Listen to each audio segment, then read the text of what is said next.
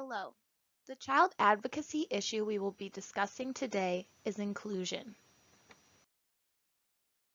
Inclusion can be defined as the action or state of including or being included within a group or structure. For an early childhood setting, this would look like infants and young children with and without disabilities playing, developing, and learning together in a variety of places. All in all, inclusion is an attitude that needs to be taught early in life. In 1975, the Individuals with Disabilities Education Act was enacted, which mandates that children and youth ages 3 through 21 with disabilities be provided a free and appropriate public school education.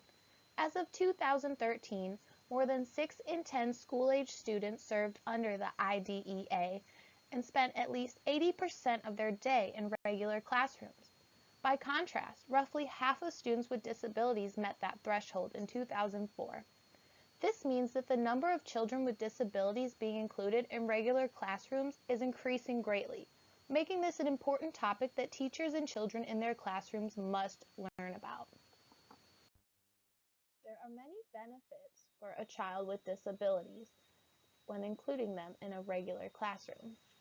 These benefits include friendships and increased social interactions, peer role models for academic, social, and behavior skills, increased achievement of IEP goals, greater access to general curriculum, enhanced skill acquisition and generalization, increased inclusion in future environments, higher expectations, increased school staff collaboration, increased parent participation, and families are more integrated into the community.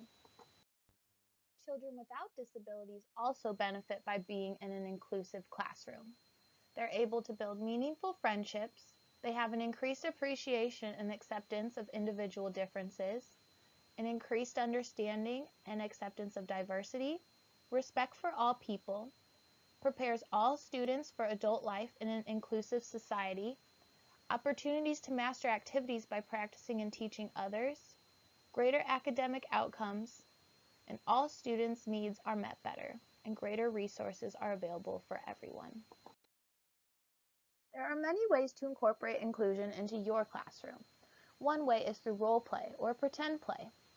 Be sure to suggest roles of people with disabilities, such as a person in a wheelchair.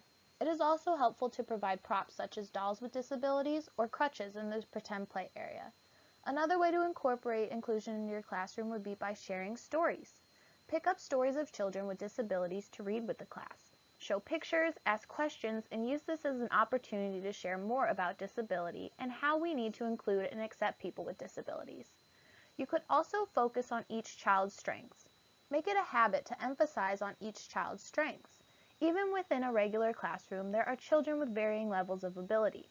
Help children understand and accept themselves as unique and special, just the way they are. You can also take field trips. Take your class to a rehabilitation center or visit a person with disabilities at their job so children can understand more about disabilities and inclusion. Other ways to incorporate inclusion into your classroom are to modify your lesson plans. You need to make sure that every child in the classroom will have an equal opportunity to participate in all activities planned. You also should be inclusive in your responsibilities. Sometimes when we have a child with a disability in the classroom, we tend to care for them and don't give them equal responsibilities. This leads to a child feeling excluded.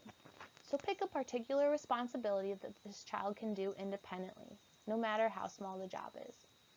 You also need to be inclusive with communication. Some children may communicate differently, such as using electronics or sign language. The whole class should be educated on how to communicate effectively with this child. Could also use a buddy system.